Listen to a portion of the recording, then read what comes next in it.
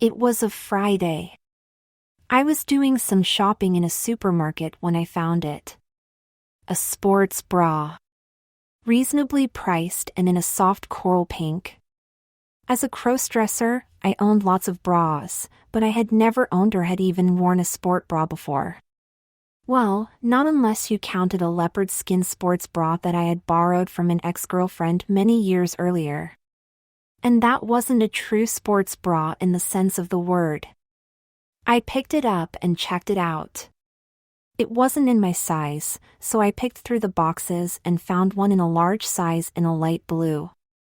Then in the next section of the display I found yoga leggings. I found a pair in my size and in a tie-dye pattern. Why not, I thought. I placed them in my shopping basket along with the other essentials I was buying. I did a bit more shopping and then headed to the checkout. Since I had so much stuff in the basket and my backpack was full, I had to buy a carrier bag. It added 5 pence to the total cost, but 5 pence is a cheap price for something that I end up using as a bin liner. As the cashier rang up my purchases, I struggled to open the carrier bag. The man behind me in the queue stepped forward. He was broad, bald, and solidly built. He looked like bare-knuckle fighter if the truth is to be told. He had tattoos on the back of his hands and on his knuckles. Here, let me hold that open for you. Oh, thank you, I said. I filled the bag as the cashier took my money and handed me my change. The man started chuckling as I packed the leggings. Them leggings, are they for you? No, I lied. I'm picking them up for my girlfriend. Then, this interaction over, I thanked the man for his assistance and left the store. I couldn't help but wonder though. If I had admitted that the leggings were for me, would he have minded? Would he have even cared? I honestly cannot remember when I started crossdressing. I just seemed to grow up doing it. It started with my younger sister's clothes and grew from there. Of course, as I grew up in the late 80s, there was a good deal of misunderstanding and prejudice, and most of the books and magazines I read on the subject seemed to treat it as a fetish, a perversion even.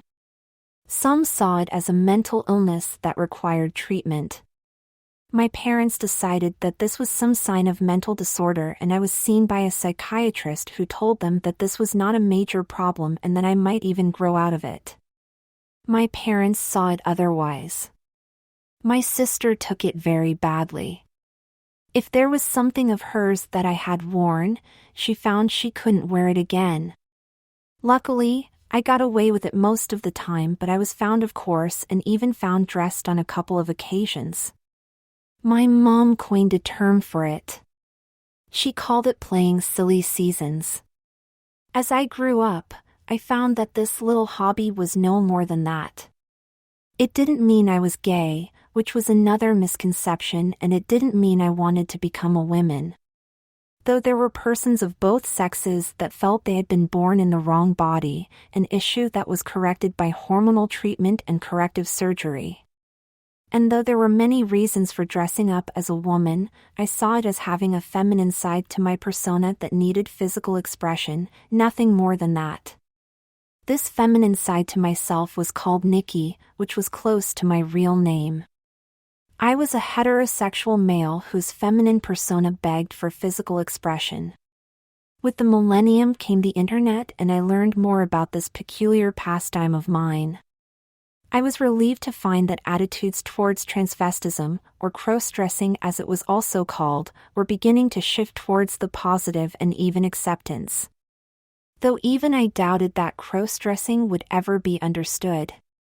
There were many crossdressers who didn't understand it themselves. In later years, I had come out to many others about my crossdressing. My partner didn't mind. She didn't care for it exactly, but she tolerated it.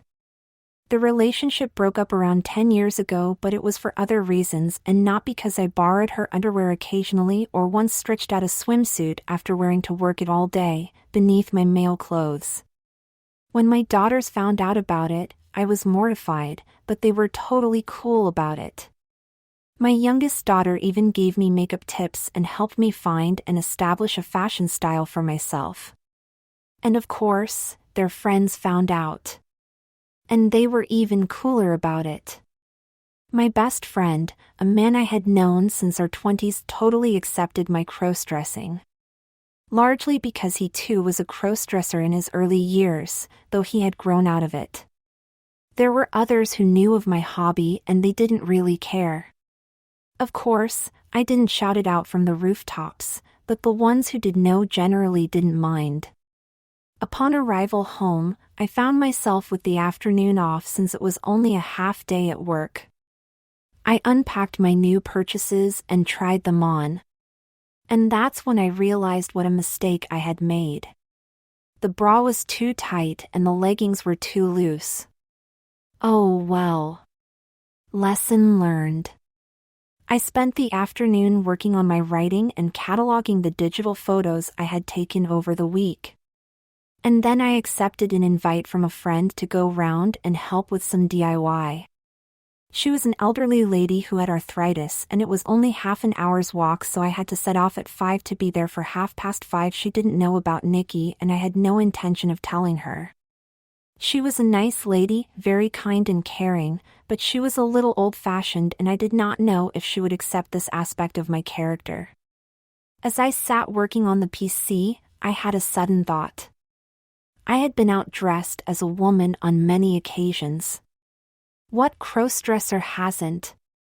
But I had only ever worn a skirt and blouse, or a dress. I wasn't confident about wearing legging or pants. I was not overly endowed, but it was still a problem. However, I had recently purchased 2 pairs of gaffs. And though I preferred skirts and dresses to wearing pants, I had often wondered if I could pull off a pair of leggings. It was a gorgeous feminine style that I admired on genuine women, and with the gaffs I had purchased, could I pull off that look? Well, not with a bra that was too small and a pair of yoga pants that was too large. So if I set off early and caught a bus to the retail park, I could get to the supermarket, buy the sports bra and yoga pants in the right sizes, go and visit my friend, and then what? Walk home in such feminine attire? Well, why not? I laid my plans accordingly. That afternoon at just turned 4 o'clock, I showered, shaving my body free of any stray hairs, and then I shaved my face very closely. I put on my new gaff, which hid my junk away and presented a smooth feminine front. I then dressed in a pair of high-cut style panties which covered the gaff. Finally, I put on my normal clothes. Jeans, a t-shirt, and a jumper. I put on a light gray bomber jacket that would suit both a man and a woman and put on my trainers. I shoveled a small selection of tools into my rucksack, along with a handbag and 2 C-cup breasts in their plastic bag, and I set off. The bus ride was uneventful and I got off just outside the retail. I went in and headed for the special buy aisle. I found a sports bra in a large size and managed to find a proper-sized pair of yoga pants, both in charcoal gray. I purchased my items without any curious looks or impertinent questions. Again, I wondered about this. Do these people know these items are for me? And if they do they even care? I set off walking the short distance to my friend's house. About halfway, I found a small alley where I unpacked the bra and the leggings and stuffed them into my rucksack. I continued on, finding a bin to throw the bulky cardboard in as I walked. I got to my friend's house at just before 5:30. The job was easy. Helen had bought a small shelf for her bedroom and she wanted me to put it up for her. It was a simple job. Drill holes for the screws, attach the brackets to the walls, and fix the shelves to the brackets. It was an undemanding task that took me about half an hour. Afterwards, we sat in the living room and had a cup of tea and caught up with each other's lives and our collected gossip. I left at about 6:30 with the sun low on the horizon and dusk settling onto the world. And then, my adventure began. My plan had been to change into the yoga pants and bra in Helen's back garden, but her kitchen and the dining room looked out onto it. Helen had not drawn her curtains, so there was a hefty chance that she could look out and see me getting changed.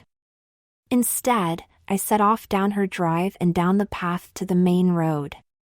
Of course, I kept my eyes peeled for small alleys and niches where I could change, but there were no such possibilities. With eyes darting from left to right as I walked around, I saw no space that was secluded enough for me to actually change in relative privacy, even if I was out on the street. I began to fear that I would have to walk home without being able to change. It was as I walking down a small narrow alley that I saw my chance.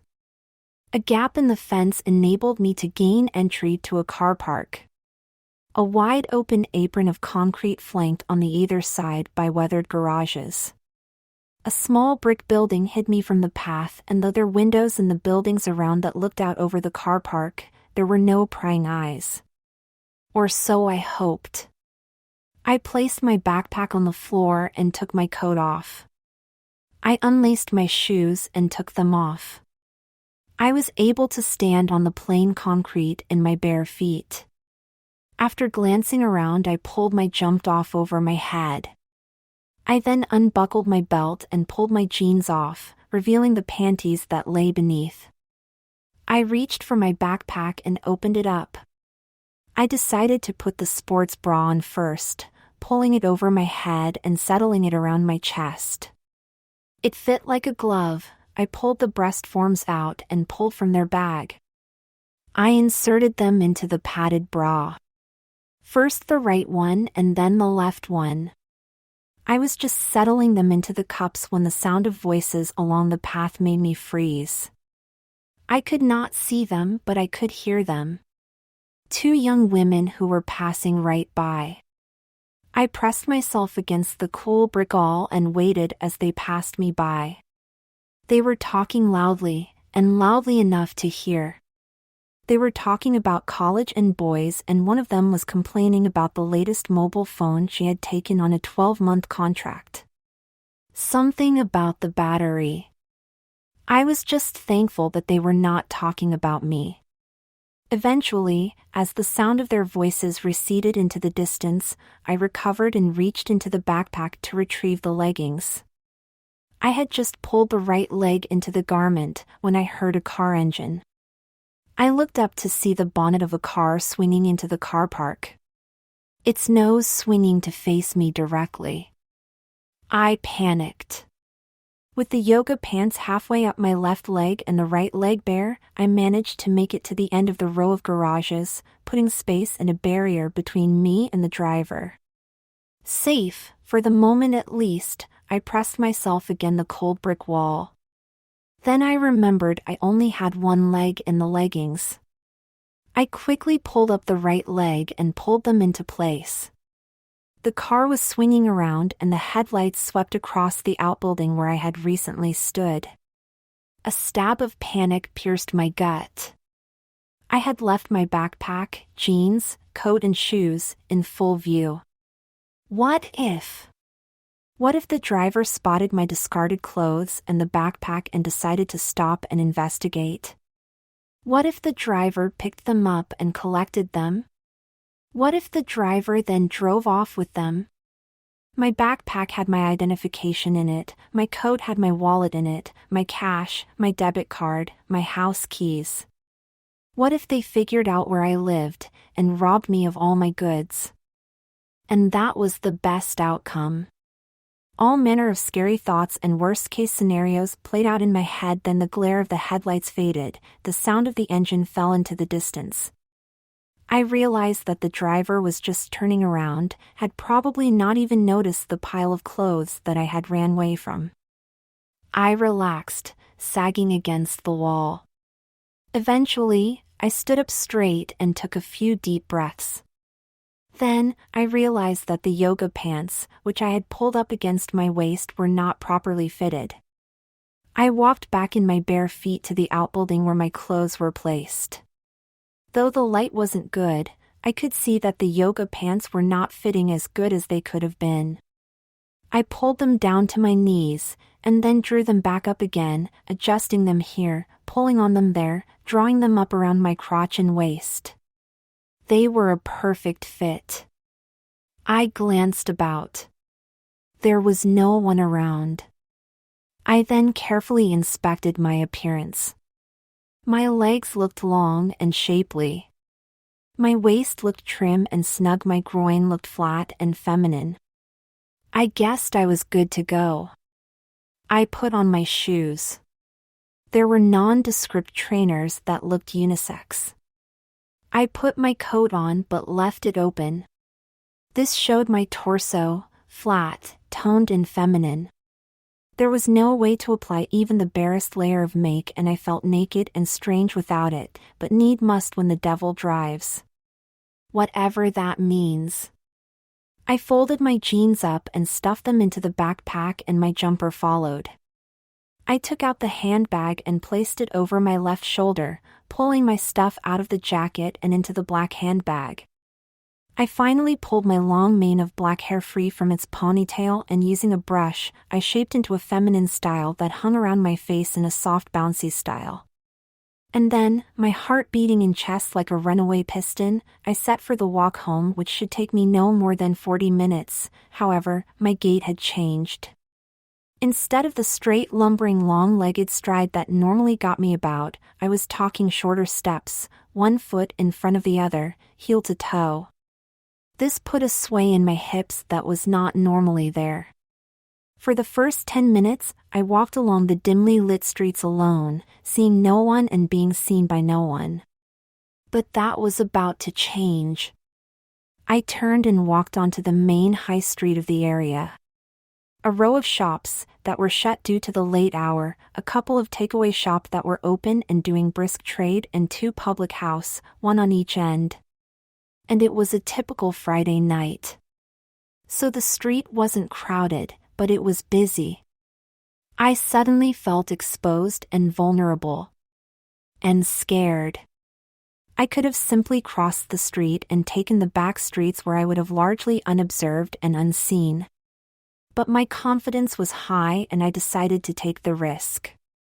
So, I took a deep breath and headed along the high street.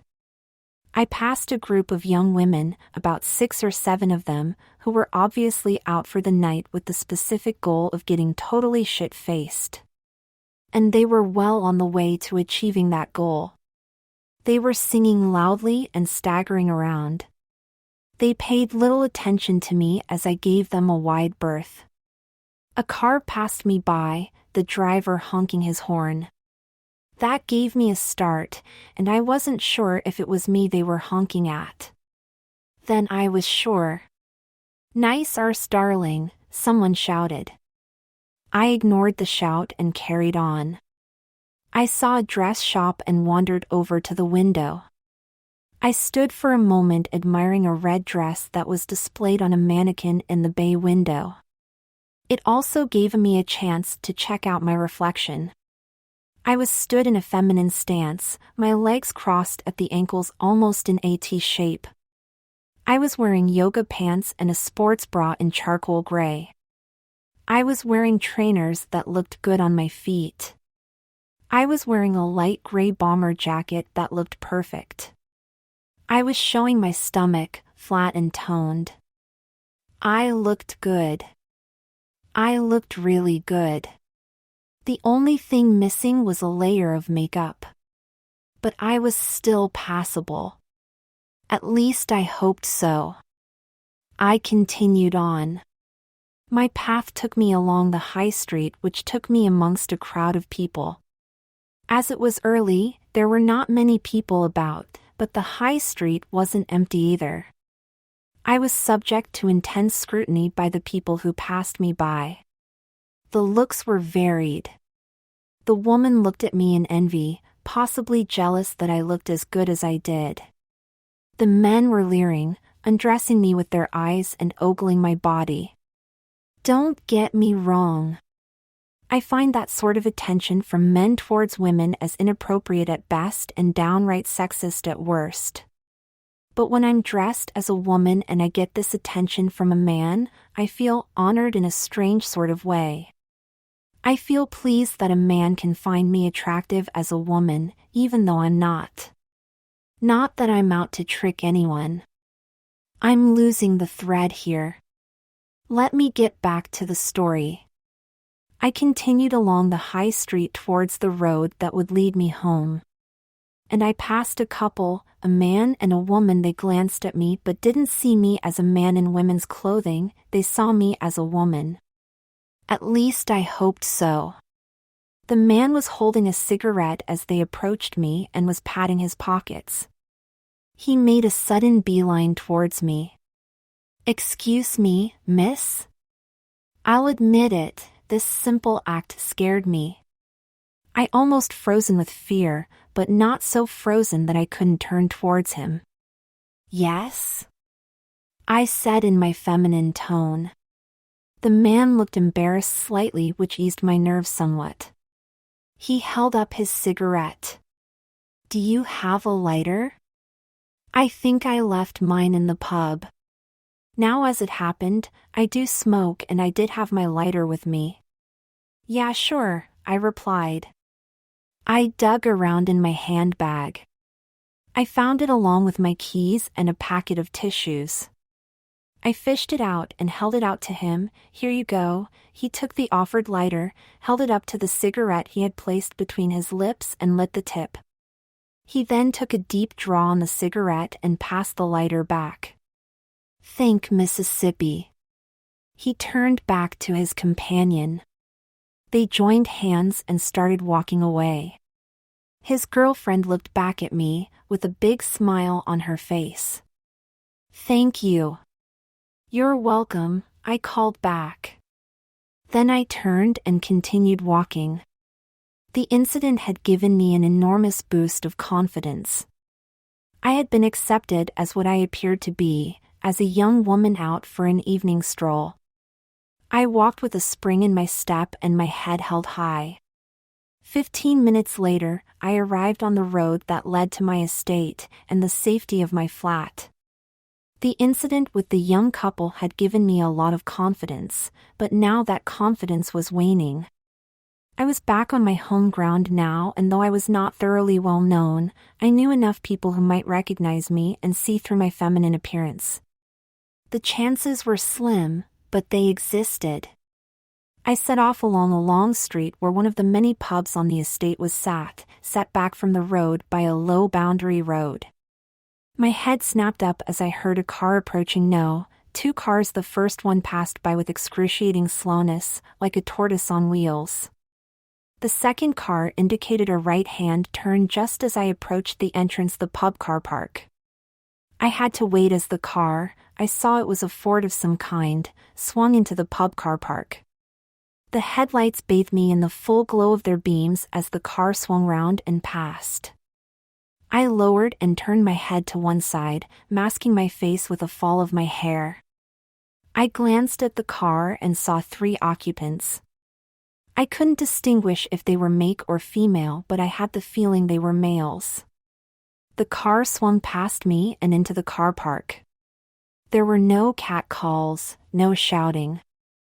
I had no doubt that they had seen me, and the lack of a reaction showed that they hadn't cared what I was. I carried on, breathing a sigh of relief. Then I saw a couple turn onto the road ahead of me. A man and a woman. They were holding hands. They were talking in low tones so I couldn't hear what they were saying. I had a choice to make.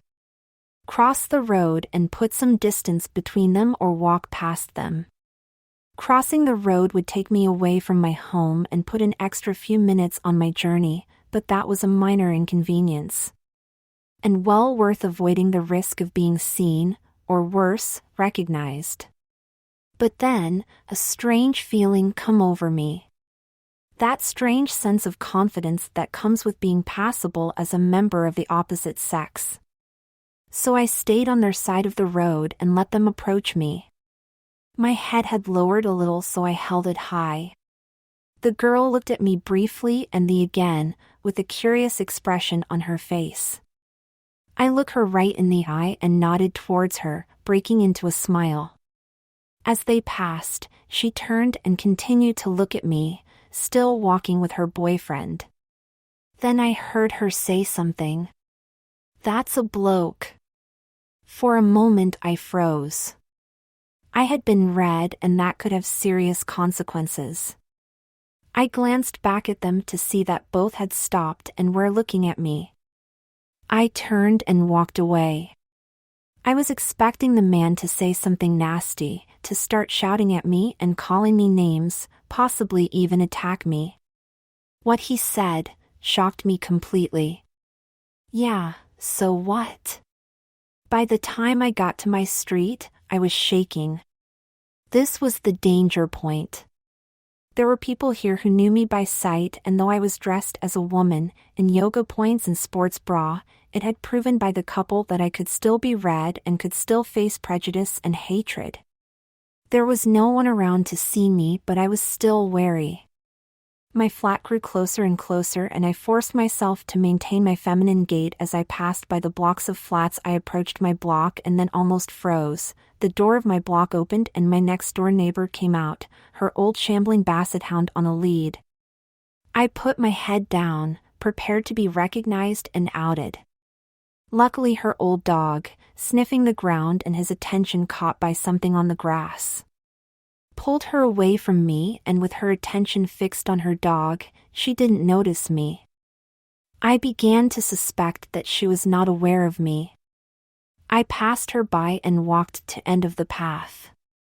Reaching the end, I paused and looked back. My neighbor and her basset hound had carried on, and her attention was on the dog. I looked around, and apart from my neighbor and her dog, there was no one else around. I waited for a moment and then I doubled back on my footsteps. I reached the entry door to my block, pulling my keys from my handbag. This was the most serious time. If any of my neighbors came out, they would see me in my feminine appearance, they would figure out that I was a crossdresser, I didn't want to contemplate the consequences, I just needed to get into my flat. I walked deliberately slowly up the stairs and to my front door. I opened the Yale lock first and then turned the key in and upper lock. All this is deigned to take time and increase the chance of exposure. A silly thing to do, but it adds to the excitement. I got the door open and stepped over the threshold. Then I closed the door and sagged against it. My adventure is finally over. I spent the remainder of the evening working on my computer, typing up stories and making notes on lined paper with a fountain pen. I also relived the experience in my mind. All I could think of were the risks I had taken, the dangers I had exposed myself to, the possible shaming and humiliation that could have occurred, the beating that could have happened if I had been recognized by those who did not accept or understand what I was doing. There was also another thought. And that was what an incredible rush my nighttime stroll had been.